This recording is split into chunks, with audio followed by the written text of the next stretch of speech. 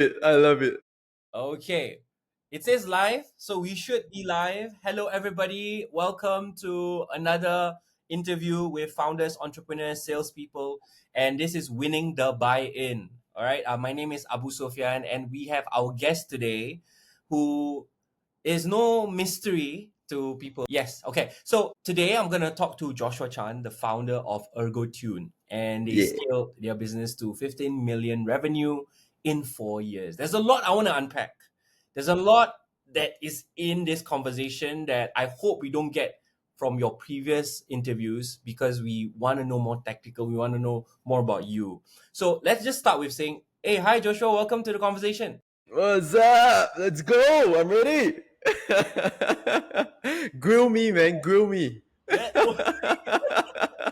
that's the kind of energy, man. That's the kind of energy that I think is so missing in like a lot of day to day interaction sometimes, and Yeah? not just that. When I see you on your socials, Yeah. right, this kind Yeah. of energy is so infectious. Let's start there. Right. Where do you get the energy? Like, what are you Uh, cooking in your kitchen, bro? I think I'm always kind of like this. I'm quite like a people person. So when I try to do content, I'm generally excited about life and where we are. So whenever I learn something new, especially in things that I'm obsessed over, I'm like, how can people not know about this, right? Like if everybody knows about this, like life is gonna be great, right? So every single thing that I learned is always like mind blowing to me. So yeah, it's fun. Like being in obsessing over like how people do business and stuff is very fun for me. Yeah. Okay, fun, right? I see. Yeah, I hear the word obsess. yeah, yeah, Hear yeah, the word fun. yeah, Those two don't go together. yeah. No obsessed. But this is Right. fun. Yeah. I think it, I don't think it is a rare trait, but I think let's say you are into short form content, right? Whenever you see some short form content that like goes viral, you'll start to like, oh, these are small little tactics that they did. Oh wow, this is so cool, and like, oh, this is working, so you wanna kind of like try it out. To me, business is kind of like a game. So it's a skills game, it's an arts game, and and every little thing that you kind of learn, you get to put it into action to kind of test out. Mhm. And I think those are how I think like businesses should be run. Not everything is about like EBITDA and ROI. Like those are Oh, important. oh. Yeah, those are important. But like the fun part about building your own things, right? Like solving problems that are unique to you. It only comes when you build something for yourself and try to enjoy the process along the way. And if that's what I always tell people, that's generally what I try to adopt in my life. Beautiful answer. Yeah. So much gems there. I heard words like EBITDA. I Yeah. heard words like ROI. Yeah. For, Yeah. for those not too familiar with that term, what's Right. EBITDA and why is it relevant Uh, to founders? right. EBITDA, simple terms, is just your net profits, lah. Yeah. So, end of the day, every business kind of needs to make money. Different ways to get there. You might lose some at the start, or you just first order profitable. But the way that I have built most of my businesses, I'm not the kind that can lose money. I'm very like first order profitable kind of guy. I don't know how to see things that breaks even in 2-3 years. Like it just scares me. Too much variable. So if you look at my kind of track record, every single business is always like first order profitable. Wow. Granted, I don't have money and like no network, right? So like nobody will put money with me. So so I had to find businesses that makes me money. So yeah, so net profit and ROI is basically how much you put in and how much you get out of it. Yeah. But here's the thing, right, Josh? I can call you Josh, right? Yeah, Officially. yeah, yeah, of course, of course. You can call me whatever you want, bro. When we think about this, I think a lot of people kind of struggle with like, okay, there's ROI, there's also Mm, EBITDA, and mm, then and for you, you're very clear on what your values are in the sense that what you want out from the business. Like yeah, for you, first order profit, yeah, right? yeah. Like, do you decide like consciously that you wanted first order profit over like 2 years, 3 years time? Like what Mm. were your considerations? I think circumstantial wise, when I was a student, it had to be. It had to be. I couldn't. I didn't know the whole raise money game. I wasn't. I didn't understand it enough. I didn't go and network. Didn't feel like it was my thing. So I had to look for businesses where if I sell something, I make some money out of it. So most of the businesses started like this. But I think somewhere in between, I got a bit lost. It was more of, oh, this month's bank account has more money than last month, so we should be doing good. Yeah, until at some point where I realized if you break down a business on a unit economics level, so how much revenue you get, how much is the cost of goods sold, how much is the shipping, how much your ads. Once you can break this down into big categories, now you can see the percentages, right? Which it doesn't tell you anything except now I know what projects to run and what numbers I am looking at to improve, right? So your projects are a lot more intentional. Like every time people say like, oh, I want to reduce the cost of my goods, or I want to, oh, the shipping is so expensive. I'm like, okay, what's the impact on your contribution margin? We call it, right? So what's the impact there? If you calculate and like, okay, the impact is 1%, lim. You might as well work on doing better ads. Maybe better ads can give you like a 30-40% lift, and try and work more on that. So it kind of helps me to align the priorities. Yeah. Hey, you know what, Josh? As you're speaking, right? What comes to my mind is that it sounds like you have this thing called an operating system, But yeah, bro. scorecards, and all that, right? Yeah, of course. Give us a glimpse into what kind of scorecards or operating system you needed in order to start and scale the business. Right. So the whole company, I think, needs to have a North Star, right? And the North Star matrix is a number that impacts everybody in the organization, right? So you hear it very common in like people that works for MNC. I don't know how I'm contributing to the company, right? And that is not your fault. That is the management's fault, right? The management is supposed to communicate how are you impacting the company. So you need to choose that North Star matrix well, right? So for us, it was always like EBITDA, right? It was always net profits, right? Because net profits impacts everybody, whether you are in sales, marketing, ops, customer service. Everything has an impact, and whatever projects you do is supposed to contribute to EBITDA, right? But if you have raised money as an app, your North Star could be number of users. Everybody is different, right? But then now it becomes very clear. Everybody should be aiming for one North Star, right? So you start from that North Star first, right? Then comes your individual scorecard. So you have your company scorecard where a big lever for us was ads, right? We are very good at running digital ads. So what are some of the scorecard that you can track? Scorecards, we don't like to look at we like to look at more predictive rather than prescriptive, right? So predictive is it's kind of the first metric that you get to kind of have a signal of whether will you do well. So for example, in let's simple example is like a website, right? If you have more traffic, assumption is that your conversions will be high, right? Because more people reach your website, right? But if you measure just conversions, it's too late because like by the time it reaches conversion, too many things have happened in between. So one of the North Star is one of the scorecard for high level is to look at the traffic sessions, or it could be the number of winning ads, right? Number of winning ads that has a good enough hold rate, has a high enough click through rate per month. How many do we want to build? Like how many ads do we want to test and find? Yeah, so kind of these scorecards needs to be more selective, and not too many. Maybe like 5 to 7, like around that range. Yeah. Like it's supposed to the analogy that we gave was if you are stuck on an island and you need to know 5 to 7 metrics to roughly know where your business is at. These are the 5 to 7 numbers. Yeah, because too many numbers. Yeah. Because you have no access to anything else. You only have these numbers to tell you how the business is doing, what are the numbers that you want to know, right? And those become important lah. And the whole company tracks that on a weekly as much as possible. If not, some data requires monthly inputs, right? So we'll look at that every single week. Yeah. Right. Okay. So I'm hearing scorecards. I'm hearing 5 to 7 Yeah. scorecards, not too Yeah. much. Yeah. You know what's your North Star. I'm also sensing that there's a cadence for check-ins. Yeah, Like yeah, weekly, yeah, something probably yeah. monthly, something probably Weekly. Yeah. quarterly, so on and so Yeah, forth. yeah, yeah. So we run the whole OKR framework. I think OKR is pretty common. It's just key results, right? So objectives and key results. So we do our cadence weekly.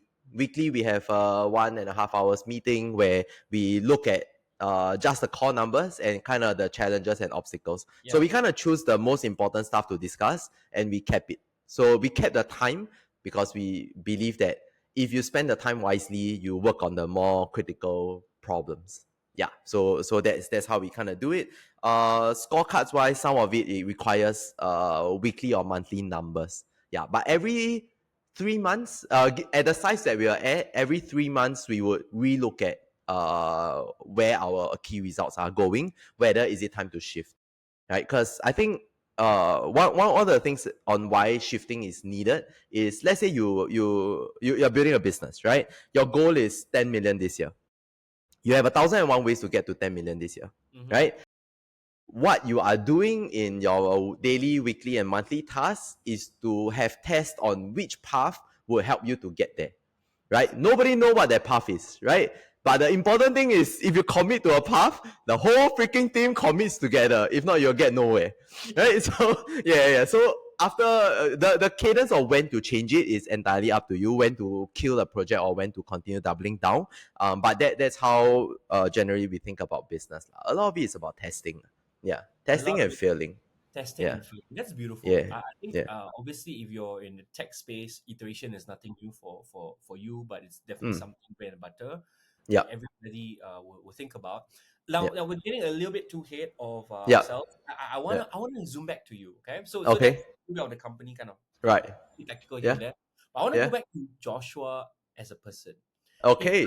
If I were to take away Ergotune from Joshua, who do I have left? Uh, high energy, ambitious, kind of can make friends with anybody type of person. I have a very high empathy for people. So maybe good and bad being like running a company, but I I decided that I want to continue to build businesses this way. Yeah. So yeah, this is generally who I am. Yeah. Oh, that's Yeah. Yeah. interesting. Yeah. These Yeah. days, when you read books on certain founders, um, they left a really bad trail of crumbs Mm, mm, in a mm, way, mm, the wake of mm, them mm, getting their success, so to speak. In the mm. sense that the way they got there was not necessarily the empathetic or Yeah. kind. Yeah. So I'm very curious, what was your approach? How do you, I mean, you're a numbers guy as well. Yeah. You're Yeah. performance metrics heavy as Yeah. well. Yeah. You're also empathetic. Hmm. I think the numbers are just used to guide business decisions, right? But how you communicate that and kind of understand, everybody has their own motivations. Everybody have their own problems. Like your biggest problem might be where the business is tomorrow. Their biggest problem might be, can I put food on the table for my kids, right? The priorities might not align, right? And I agree that, uh, based on all my readings of big CEOs, right?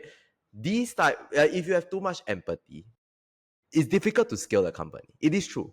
Like it is a lot easier to be firm and ruthless and like, this is what the business needs, and this is, unfortunately, this is the way that it has to go. If you can take it, you take it. If not, you just have to go, right? It's just not the type of business I want to do, right? Yeah, I have my own life, right? So I recognize that I may not be at a billionaire level type of ambition, but I'm gonna have fun building stuff my own way, in the way that I want it to be built. Yeah, Wow, I resonate so much with that, man. yeah, The reason why is because there's this impression that in order to be quote unquote successful, hit a certain revenue target, whatever, you gotta be almost like a jerk. yeah, I yeah, mean, again, right? Obviously, there are times that it's difficult times. You have to be yeah, a bit more confrontational, whatever. But I think it seems like you've managed to strike a little bit of a balance there. And I think yeah. what I'm hearing is you're also very conscious how you want to run your business. Yeah. And but it does take a lot of time. It takes a lot of time to build relationship with your team. But once you get to a certain point, the you get a very magical feeling of them. It's not even about the salary and the working hours and all like the employer benefits anymore. It's all about like, okay, we are all in this together, trying to solve a problem to like scale the company. And sometimes we just get lost in it. Like it's not about I need to leave at 6 because like that's what is written on my contract. Or this is my job scope. Like I'm not gonna jump over, right? I never have to have those type of conversations. Yeah, because like I think people just wanna work and solve problems together. Granted, I'm a startup. I think when you scale bigger, it's probably important to have those more specific roles, and that kind of breeds that type of culture. But yeah, like I'm very happy in the way that like we ran. Yeah. I'm so curious, Josh, because again, you said you're high energy, you're empathetic. Mm. That's how you want to run your Yeah. business, right? Yeah. Yeah. What what prompted you to even want to go into this market in the first place? Like, what was something that you saw in the market that perhaps other people didn't see at that point in time when you first started? For Ergotune, Yeah, for Ergotune. right? Ergotune was like my fifth or sixth business. Like I wasn't new.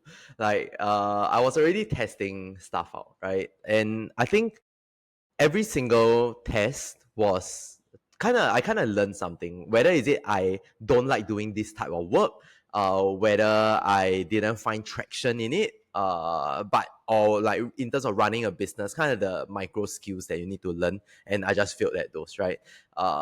Also because Ergotune gained traction fast. Right, or Everdesk was actually the first product, right? It gained traction fast, and traction kind of makes you passionate about anything, right? The moment you have sales, it solves all problems, bro. Like, oh my god, like I'm doing such a great job. Like, oh, people love me, right? But when you have no traction, like everything's just, oh, is it the culture? Is it the priorities? Is it like the acquisition is not good? Like, you just start to question a lot of things. Yeah. So, I wouldn't say that I had a special skill. I just tested more than others. Yeah. You tested more than others. Okay, okay. So, what were some of the failed experiments in the past? Oh, I went into Geylang Serai, bro. Oh, Yeah, oh, bro. I don't Yeah, know. bro. Oh, worst decision of my life, man. Like it was horrible. Like I have full respect for anybody doing F&B. Okay. Firstly, I was baited in by the high revenue that a lot of the big stores were earning. So I had a friend that was doing it a little bit, and she was sharing with me like, oh, people are earning like 100K net a month. Like, wow, the queues are so long. Then I'm like, oh, I don't mind getting like 10% of that. I'm good. Like I'm good. Like that sounds great. So we kind of scraped together some money because it was very expensive to have a booth. So then we sold cheese fries, triple flavored fries. So it's like cheese and Alfredo and tomato, something like that. So it had colors, right? And we sold this drink that has butterfly PT with soda. So it's like very colorful. Everything was meant to be Instagrammable. I see. So we ran the store. I worked from 10 a.m. to 4 a.m. every day. Wow. Every day. Horrible, right? 10 a.m. to 4 a.m. And the worst part that I'll always remember is after a long day, right? You are like tired and you have no more energy. You just want to go home and rest. And back then it was Uber because I was poor, right? I was super poor, like living paycheck to paycheck, right? So I got a Uber share. Right, I contemplated whether I wanted to wait for the first train, but I got an Uber share. So I got an Uber share. I went into the cab.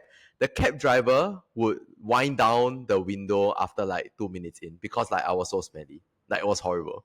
Yeah, and that was my life for like a month at Geylang Serai. And end of the day, I choose to look on the bright side. We broke even. We didn't lose money on it. Mm. But we made $0 from it.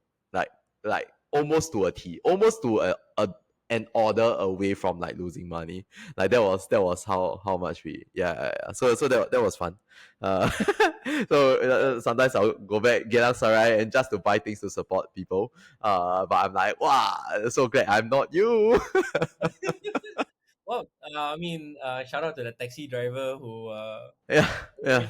silently Every went. every 31 of them, bro. But what I hear from your story, right, Josh, is that you're Mm, someone that you don't just have an idea, but if you if you find it's viable enough, you're gonna go and run with it. You're gonna Yeah. experiment. You're gonna try. You're gonna put some Yeah. skin Yeah. in. Yeah, it's fun. Like the thing to me is like school projects, right? If the only difference between a school project and running a business is that you actually put money behind it. Yeah. And to one of the big philosophies in my life is progress over perfection. Right? I think there is no way for you to really know until you put it out in the market and get feedback. Right? So only through feedback then you can start to improve, right? Or know whether is it a kill or continue type of project. So if you look at, like, I've been doing content for a while. If you look back on my first few videos, it was horrible. It's still horrible, but like I'm better than before. But yeah, previously I was like, okay, I'll just, my whole goal is to just press the post button. Like I don't care. Like, because I knew that I won't have feedback if I don't even post. Right? I can, and by the way, I'm not some saint, right? I have my own procrastination as well. I had a active 6 months procrastination of buying stuff.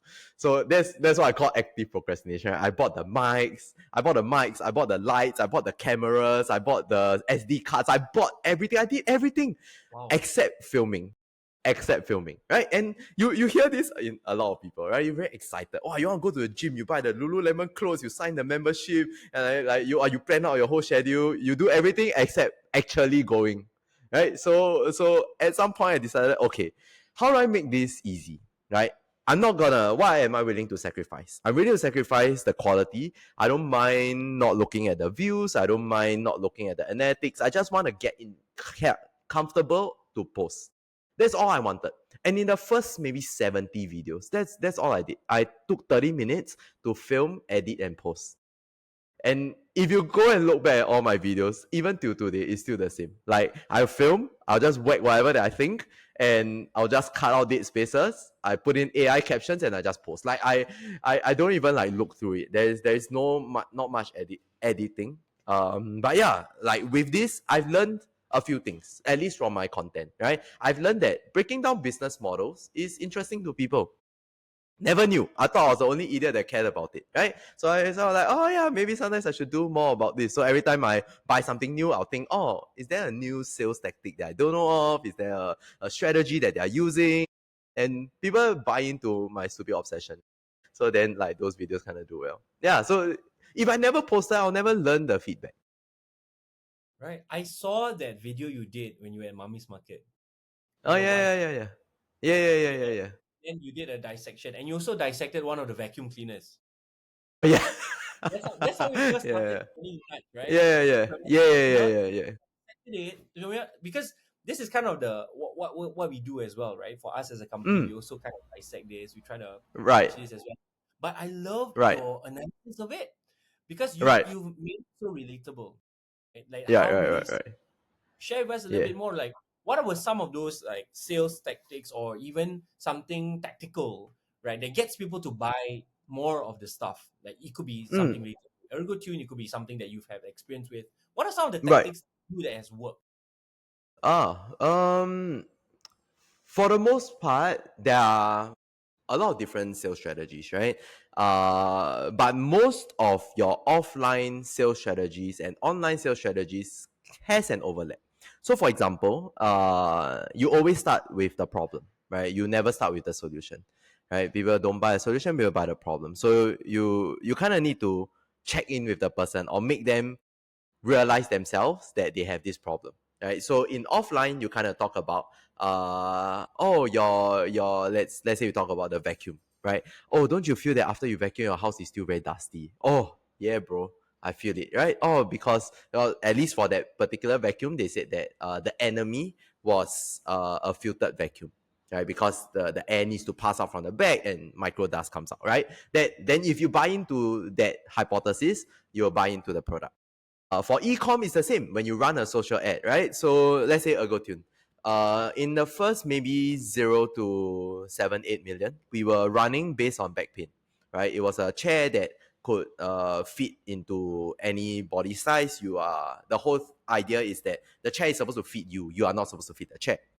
After about 7 to 8 million, the angle kind of didn't work, right? Everybody kind of knew us already. So we pivoted to it being a cooling chair, right? Because it's mesh, right? So we exaggerated the idea of when you sit on the chair, if it is a leather chair, what happens? Like you get sticky, you get sweaty, it does not ventilate as well, right? So then people recognize us as, oh, yeah, mesh chair actually makes more sense, right? So it was also framing the problem, right? So you can kind of see the similarities on that. There's also like tactics like urgency, right? So for them, it's like, oh, if you buy today, you get X amount of discount, or we throw in some extra services. For e-com was the same. You see 10, 10, 11, 12, 12. It's always about urgency. As consumers, you would think that, oh, does 10, 10, 11 even work? I'm like, bro, it's always the highest sales day. Always. Always. Like people are primed to buy on that day. Like it's crazy. Even if you have the same sale for a month, they are primed to buy on that particular day. Yeah, so urgency, like there are some fundamental consumer psychology that just works with sales tactics. Yeah. That's amazing. It reminds me of the book. There's this book, Influence, Robert Cialdini. I think you probably Yeah, spoke about yeah, yeah, yeah, yeah, similar. yeah, yeah. We probably read the same book, similar books, right? Right. Yeah, yeah. And I think that's really beautiful. That's why I wanted to get Josh to talk more about these things, because we want to marry what you read in books with what he actually Right. did for his company, you say. And I just want Right. Yeah. into our chat. Someone just said, Josh, how can you let Sofian sit on a not Ergotune chair? Ah, ah, ah. Please explain yourself. Please explain yourself. How dare you contact me for a podcast? You- The audacity! yeah. The audacity! And someone else just yeah, yeah. oh, Geylang Serai Bazaar. So I think they were probably shocked that you actually explored and ventured into that. Yeah, okay. Yeah. So far, when we kind of hear your story, okay, you already experimented, you went, you found a market, okay, you want to go into a good. Then the next question, probably for people who are going into startups, they'll probably ask, do I do it alone or do I get co-founders? And if Ah, I want to get a co-founder, how do I get their buy-in to join right, me? So right. I would love to hear Mm, your story on mm, I think I've tried to start businesses myself, and I've obviously scaled Ergotune with two of my best friends. Uh, Scaling with two of my best friends is one of the happiest moments of my life. Like I think like I want to build businesses, but I want to build it with people I love.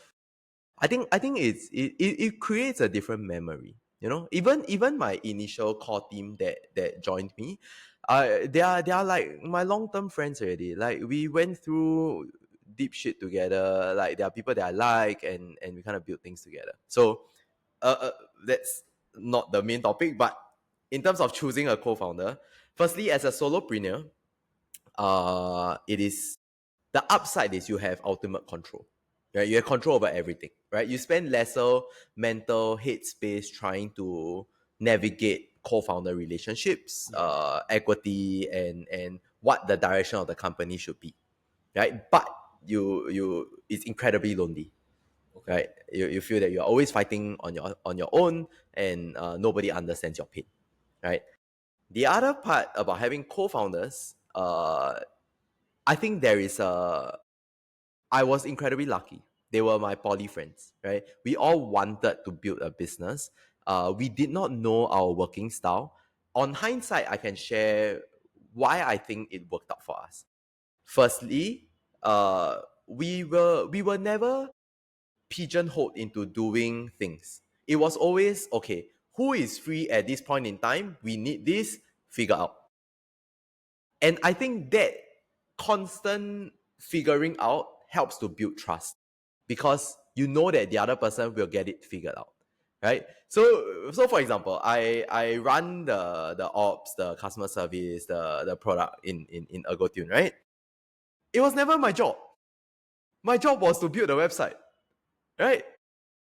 I can always say that, hey, e-com, everything is website. Website is the most important thing. You guys go and figure out. Or I can say, okay, the website is good enough for now. Let me take on something else so that it helps to boost the company.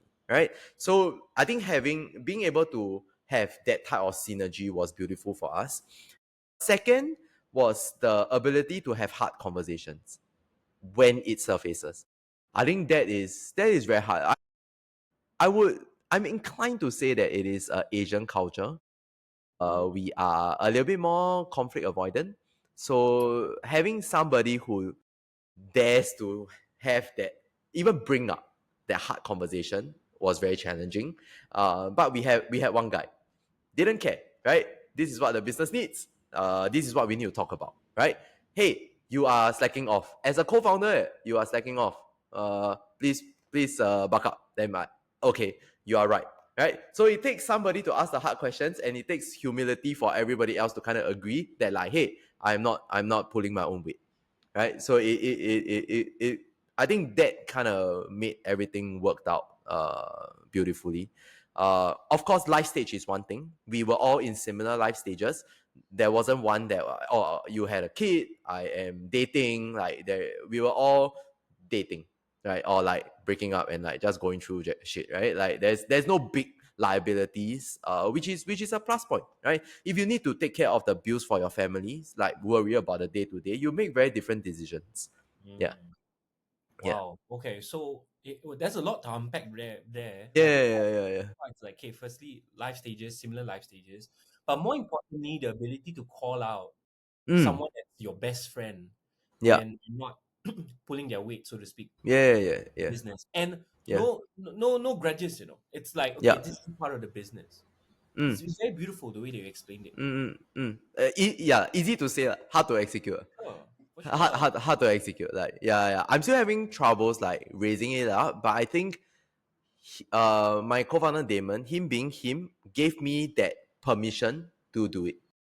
Yeah, to kind of express like, okay, I think this is where the company needs to go, and it's never a defensive thing. It's always a okay. Sometimes you remind yourself, okay, what is the best for the company at this point in time, right? Because sometimes you want to protect your own ego for your own ideas versus what is actually good for the company, and we try to remind ourselves that lah. Yeah, Okay, so put your ego aside when yeah, the company's, you know, the company should come first, in yeah, short, yeah, right? yeah, yeah, That's really beautiful. And I yeah, think it takes a lot of maturity to actually kind of navigate that. Obviously, you didn't figure it yeah, out the first yeah, day, one, yeah, yeah, yeah, yeah, okay? yeah. But it looks like there was a lot of synergy. Yeah, we mature along the way, yeah, together. I think that is what made it like beautiful. Yeah, Yeah. Those of you who have questions, if you join our Riverside chat itself, you can post the questions in the chat. I'm seeing comments from you guys. Keep it coming. Jeff, Hanafi, Asmadi, keep the comments coming. And if you guys notice, right, those listening to Josh, what I'm also picking up from him is that he said that when he kind of first started, right, he found people that vibe with his energy and people that he loves working with, right? I don't think that's the experience for some people. For some people, they don't necessarily love or super high energy, but they just found a way to it. yeah, Again, I think it's just different paths. yeah. Right? So it's very interesting how Josh and his co-founders kind of came together. And if you notice, he said he just do a website. He's more into the website. But look, he pulled his weight. He did other stuff as well.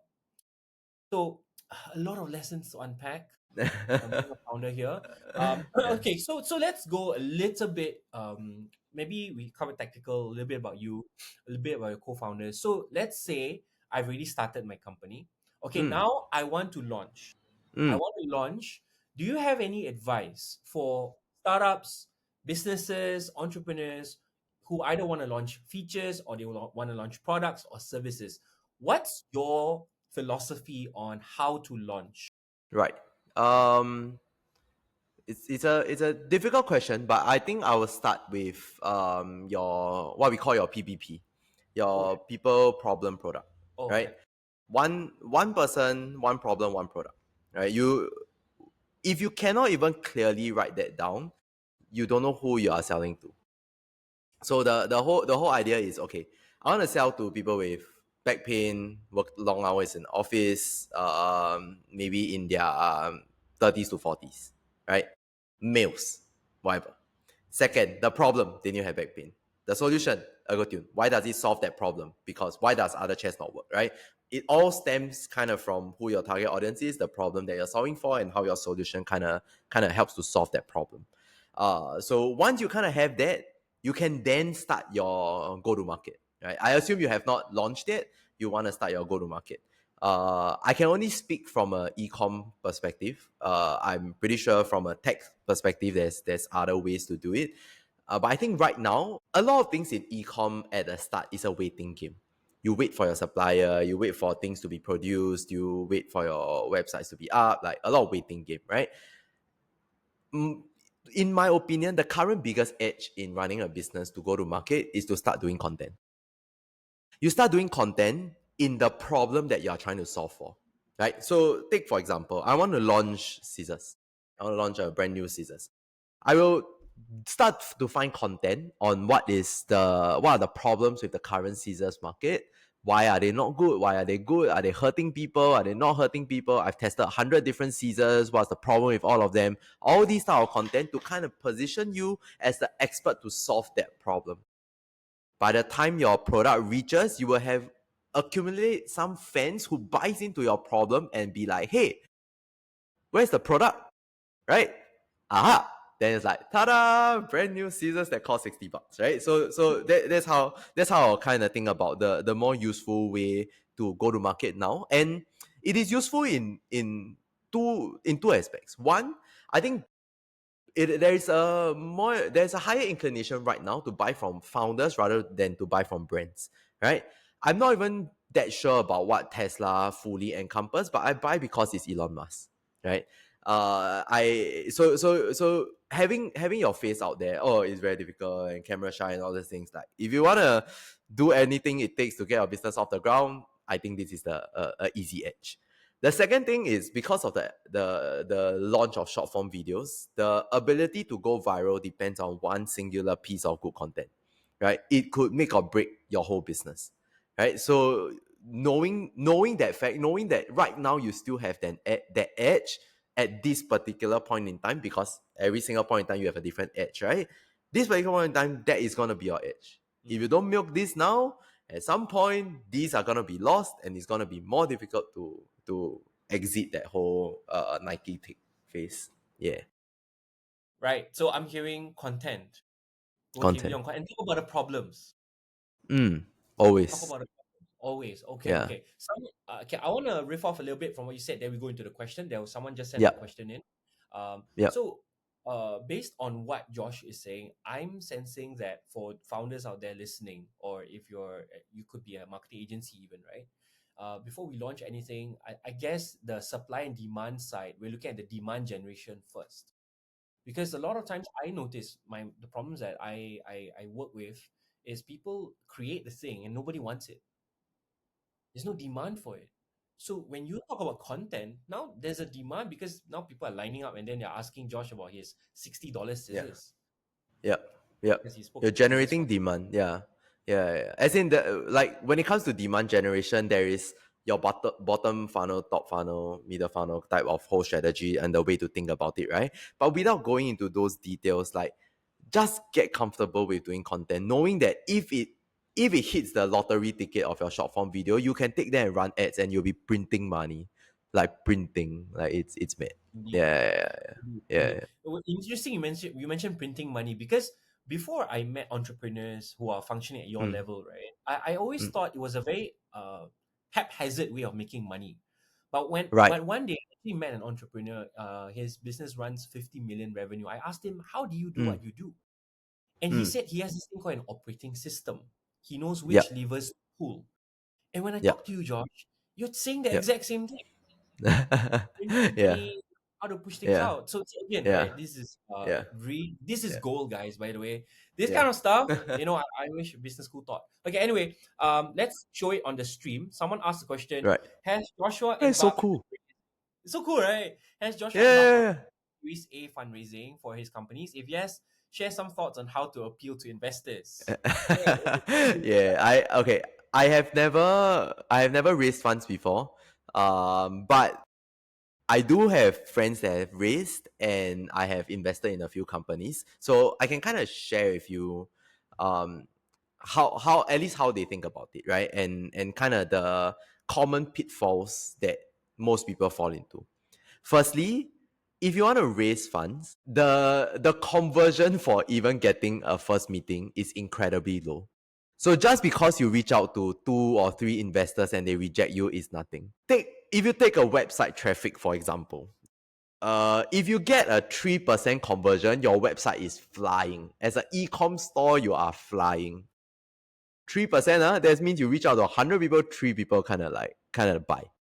You take that same analogy, if you reach out to 100 people to give you their hard-earned money, it's going to be even more challenging, right? So a sheer numbers game is probably there. Having that sheer numbers game and constantly getting feedback on why are they not the right fit, not everybody will give you an answer, but for those that do, you can start to tweak and see where your business is and why it may or may not be investable or not investable to them, right? So you can kind of get feedback and you kind of learn. But for me, what I look at is I think the entrepreneur is more important than the idea. Like the right entrepreneur will pivot. You definitely pivot. Whether is it a business model pivot, a product pivot, how big the pivot is, you don't know. How big the current opportunity is, you don't know. But the entrepreneur kind of will make it happen, right? You kind of know enough of the levers, and whether and to see whether an entrepreneur is good enough, it could either be a knowledge edge that they have, right? So for example, I am 10 years into a research team on this particular chemical that only I know about, right? And I have the network and the resources to make this happen. Or I have previously ran a people like to invest in people that exited before, right? Why? Because you've done it before. You have proven that you kind of know and know how to navigate. You have networks, right? I can probably reach out to fair price buyers if I want to. I can probably reach out to any Facebook ads manager. Like I have all these networks that I can make things happen, right? So people like to invest in the entrepreneur.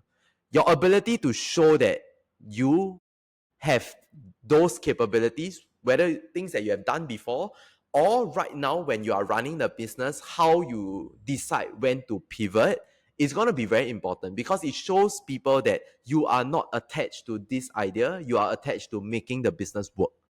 Yeah, you are here not to build a company for yourself, you are here to build a company to serve other people, right? And all those things kind of matter. So showcase in your pitch, how are you a good entrepreneur?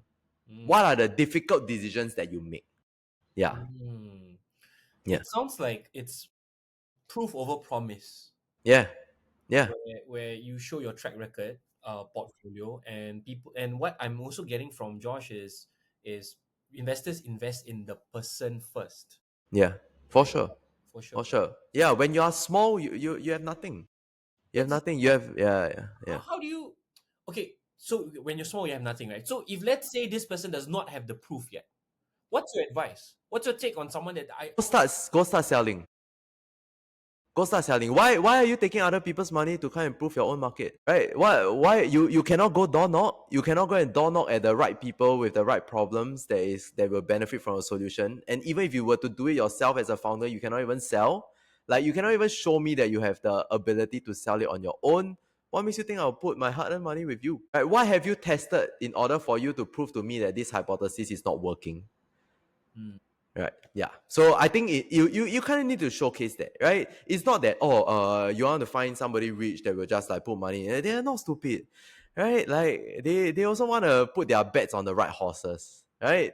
Yeah. Some of them may not be as knowledgeable in terms of the world of running business, but if you want good investors, you want investors that can help you open doors. They want to find people that has gone through what they have gone through, right? If you can show me that you have done what I have done before I have started this, I'll be more inclined to listen to you, right? I'll be a lot more inclined, you know?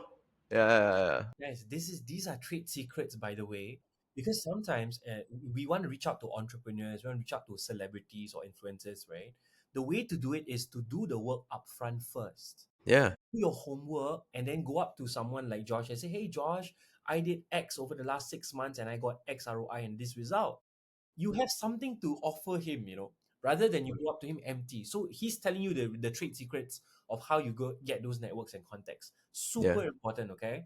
and that's how they Yeah. get to buy into you. Yeah. Okay, Yeah. so Yeah. people just shoot blanks. Yes, Josh, please go Yeah. ahead. So some people they raise funds and they tell me, oh, I need to hire a team to build a website.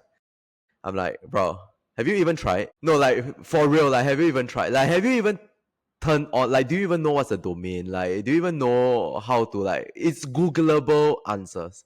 Like if you are raising money and telling me these type of things is horrible. Yeah, Hmm. yeah. Beautiful. Okay, we have another question here from Perline. All right, let's show it on the stream. Can you share more on your thoughts around progress over perfection for service-based businesses, especially when you want to be a premium service brand and every customer experience needs to be really good? So, if I'm trying to understand what she's saying, right, she's asking this idea of progress over perfection. I want to be good, but I also want to be premium. So, what's your take, Josh? Uh, so I think the theory of progress over perfection kind of applies to you testing, for example, new business model, new acquisition channels, right? To remove that fear of needing for it to be perfect, but solving it for the customer. So, for example, when you say that you want a premium service, you want a very good customer experience, is it based on your standards or based on the customer standards? And how will you know the customer standards if you haven't even tried to sell them? You can always give them a guarantee, right? You can always give them a money back guarantee. You can say, hey, I'll do this service for you. These are the things that I'll offer. If at the end of the day you're not happy with it, I'll refund you fully. No questions asked. But all I ask for is tell me what did I not do as well. Mm. You do that enough times, I'm pretty sure you can figure out what does good service look like. Because good service, everybody wants to do good service, right? I want to deliver my chair. You order now, it reaches in the next 5 minutes, right? I want to do that, but I can't physically, right? That to me is good service too, right? So to what range, to what standards, right? But more importantly, go out and start testing to get feedback. After you do your service, how do they feel? Would they recommend you to their friends? That's the ultimate test, right? I will put my name on the line to tell my friends that this is great. And I have done that for a few people. I've done that with good salespeople. Like they have, I always believe like good salespeople, your first job is to convince me to buy. Your second job, which you have lesser control, is the product that you are selling. If it doesn't suit me, you need to make me feel like I should tell all my friends about it and somebody there would suit this particular product and they'll buy from you, right? You need to position yourself as like I'm providing value. What we don't agree on is that this product doesn't work for me.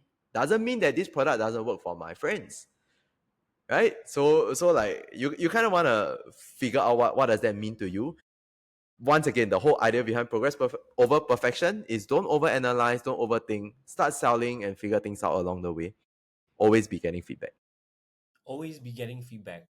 So I guess that's what paralyzes a lot of people. Like Yeah, they overanalyze and then they don't launch, they don't push things out, right? And what you're saying is get it out. The feedback is not what you think about product, but what the market thinks. yeah. Okay, Yeah. really really cool. I want to kind of switch chapters a little bit. I want to kind of jumble things up a little bit. So we've spoken quite at things at length, a little bit of tactical stuff, a little bit about you, right? A little bit about how you manage to get your founders.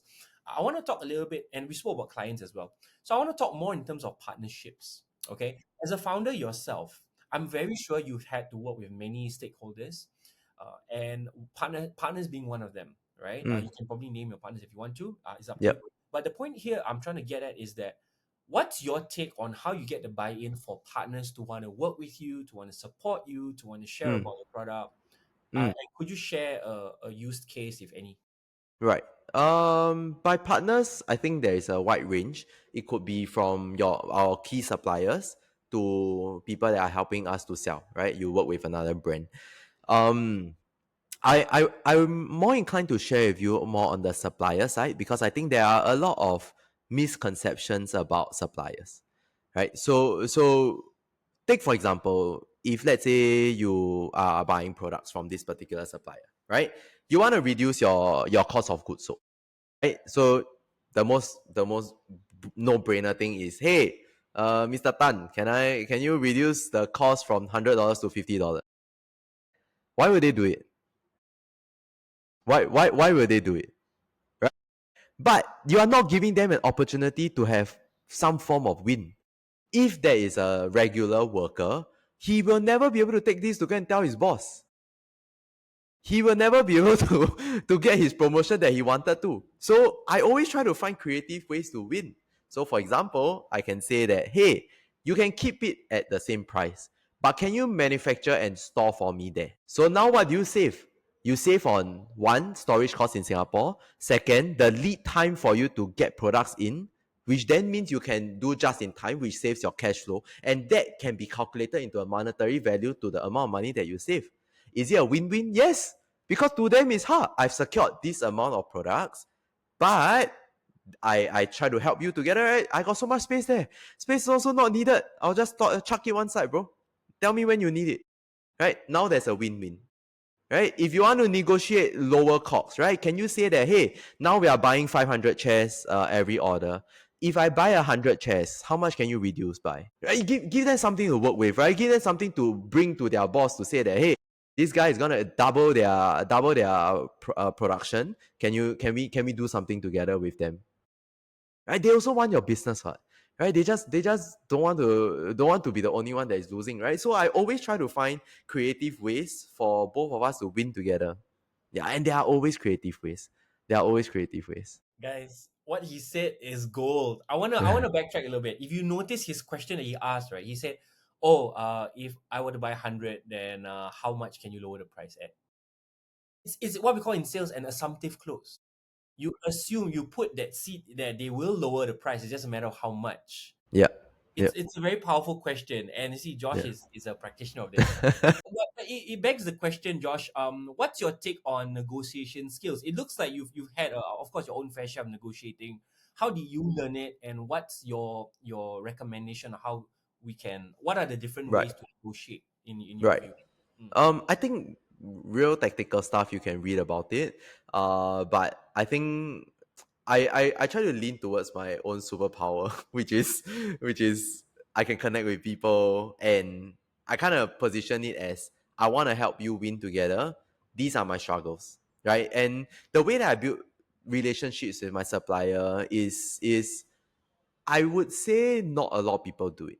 And it's not just the buying gifts, right? Like buying gifts is then lame. Like please, like I don't know how many people cares about the mooncakes that you receive during Mooncake Festival, but I don't even eat like sugar anymore. So like right? So like it's not just about the gifts. So what is one thing that affects their factory operations, right? Whenever somebody places an order, they suddenly need to change their factory operations. So what I do is I send my sales forecast to the supplier, Mm. right? So now they have clear understanding of where I'm at, how fast the sell through is, and when do they need to prepare for the next production. So I help them with their operations and how to smoothen out their own factory, right? Which in turn helps me, right? Because I can have better lead time, right? I will get shit done. My suppliers will remind me, hey, this week, like, sales like looking not bad. Like, if this is correct, like, I think we can start producing now. I'm like, oh, thanks, bro. Thanks for reminding me. Like, that's freaking amazing, right? Like, who does that? Who does that? But you need to be able to enable them, right? Even when I was working with my warehouse, they don't have a system to connect to my warehouse. I built it. Like you can be like, oh, it doesn't connect, cannot law, cannot work together, we manual law, or you freaking build it yourself lah. You just build your own software. Yeah. As in a middle connector to Middle connect. connect our website to them, because our product operations wise is very tricky lah. Yeah. So if I just want to, again, right, there are a lot of gems. So I'm the guy that kind of try to catch all the balls that he's like shooting at. Yeah. The thing that really stands out is one word. The word he says a lot is positioning. How he positions himself as he wants to, he's working together with them. But the more powerful thing is how he enables people to help him and help Yeah. themselves. Yeah. Like, Yeah. like the case in Yeah. point. Yeah, I think business can be win-wins lah. Like you don't need to keep thinking about people want to take your money, people want to take your money. Like it's not everything is about that, right? Like sometimes you can put in a little bit of effort to help each other. And nobody, like, the level of service in Singapore is so low. Like doing a little bit of nice thing like goes a long freaking way, like long freaking way. And once again, I'm gonna emphasize it's not about buying gifts, guys. Like it's about helping them solve real problems, making their job easier. Yeah, if you can make their job easier, they will be very happy to help you on. Yeah, yeah, Sometimes I don't know. Is it because they have not thought about it, or they just don't have that? They haven't taken yeah, that creative angle through. yeah. Like don't have the headspace to think about it, right? Like and okay, I have a blocker. How do I not make this a blocker? and just try and find solutions from there, lor. Yeah. That's a superpower for sure. Yeah. We are almost hitting the 1 hour mark. I'm mindful Okay. of time. I'm off on time. Right. I think Right. this conversation can go on and on. I think honestly, this is Forever, bro. great, which is great, right? A lot of gems here, but I think there's one question I want to ask, and that's this idea of collaboration and competition. Riffing off what you last said, which is you said about it can be a win-win, right? Yep. So Yep. how do you view this? Because I see this as it's a mindset and mentality, Mm. and Mm. it's not something that is obvious when Yep. we first start. So Yep. what's your take on why you see the world this way? Right. Win-win. Right. Um, I I have the belief that and this is kind of my one of my first few content that went viral Mhm. is that I believe that the world is an ever growing pie. Some people believe that the pie is limited, right? And I don't blame them in Singapore where there are lesser people, where you feel like it is limited. But I was raised in an environment, or even let's say when you are younger, the most cutthroat place that you have been in is probably your university, right? My university life was incredibly collaborative. Like yeah, I came from information systems in SMU. Basically it is not like now. Last time it was where people who couldn't make it to uni, it was the easiest course to get in, right? But it was so incredibly hard that a lot of people fail and drop out. So what we do is we bind together and try to learn together, and you have like god level tier of coders that will stay the night to teach us. You have the people that are still struggling to like open up a web page, right? Like the range is huge, but everybody was like trying to figure this out together. There was never the conversation of like, oh, it is bell curve, like, oh, if I help you, you will push me down the ladder. None of that actually matters, right? So that kind of built my mentality of, okay, are we able to find win-wins in everything? And I firmly believe that. Like, I firmly believe that the pie is big enough, the pie is ever growing. If we learn from each other, we can stay ahead of everybody else that believe that the pie is limited. We will innovate faster, we will learn faster together, and it cannot be one way, right? It is always two ways.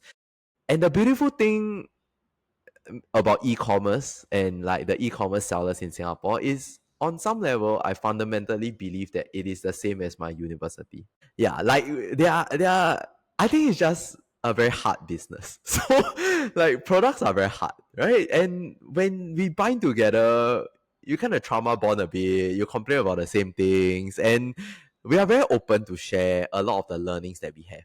Right. So and that kind of like went a long way. We believe that if you were to go to like if you were expand overseas, right, the pie will just get bigger for every one of us, right? If somebody has already done it, I'm one call away from entering like Malaysia, Thailand, Vietnam, like just like that. Just cause somebody has done it before. Yeah. And somebody can just call me and like, hey bro, US, how you set up? I plan to enter. Or like fair price, how to go in. Like introduce me a buyer. Sure, man. Yeah, like there's I think that is the way that I want to live, and that is the way that I want to build my business. And if people take advantage of me, then it is what it is, lah. Right? Like what can you do? Yeah, but I believe in the long run I'll win. Yeah. Wow. Oh my God. Guys, I cannot stress how powerful this is. The idea that, even if people take advantage of you, then that's you, that's on you. But in the long run, you will still win. Because there's so much out there. There are scams, there are people who do that. And I think the mindset that I'm learning from Josh, as I think our viewers are learning as well, is the idea that ultimately he's playing a long game.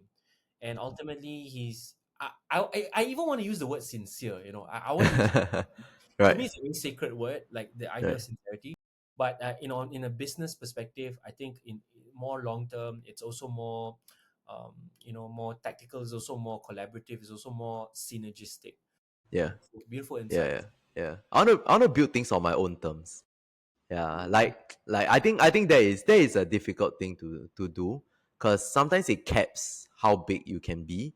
But Mm. if I think back like 10 years later, do I want to have a $1 billion company and not be who I am, or do I want to just have like a 30-40K cash flow business running monthly, but like I'm freaking happy. Like I choose that, bro. And if you have the $1 billion ambition, go for it, man. I'm Go, yeah. just I'm just not that person. I want to build a business that like I love, and how I will do my best to make sure it impacts the most number of people. I will do my best to grow it in the way that I want it to be. Yeah. Amazing, infectious. So that's how you get buy-in from Joshua, Yeah. founder of Ergotune. Yeah. Guys, follow him on social media. He's pushing out fire content right now.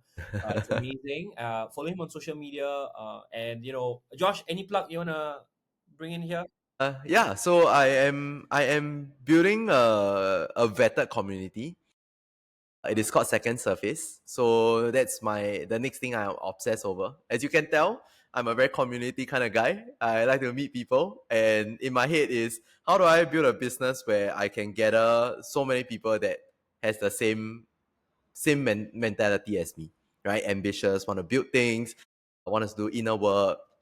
So that's the next thing that I'm looking to build. If you are interested, just drop me a DM. I'll share with you more. Beautiful. All right, drop him a DM. Follow him on social media. Joshua from Ergotune. Amazing. I'm looking forward to having more conversations. Yeah, Nothing concrete yet. We'll share with yeah, you guys any finalized details. With that, sounds thank you great. so much, Josh. We'll probably connect later Thanks. on WhatsApp. Yeah. Yeah, look, guys, the chat is going crazy. There are a lot of comments and things here. Right, let me just show on screen. Okay? Perlene says thank you so much. Elizabeth says thank you both. Let me just this is for Josh as well to know that Yeah. there's live people listening to this. Okay, it's not just Yeah, two guys yeah, yapping. yeah, Okay, yeah, cool. yeah. Either way, we enjoy talking about this kind of stuff. Yeah. I just want to appreciate it. I think sometimes when we do content, we see like the numbers and we don't realize that every single view is a human being behind. And sometimes when I have a poorly performing video, I think like shit, like maybe I shouldn't say this. But when I actually meet people, sometimes they tell me about that poorly performed video and like how they have changed something in their business. So I appreciate every single one of you being here. Awesome, guys. Thank you so Yeah, much. Really appreciate this. And we want to promote such a community of business owners and yeah, founders and, you know, salespeople. yeah, Thank you so yeah. much, guys. We'll catch you on the next one. Thanks. Josh, See okay. you. Take care. Bye. Bye. Okay. Bye. Bye.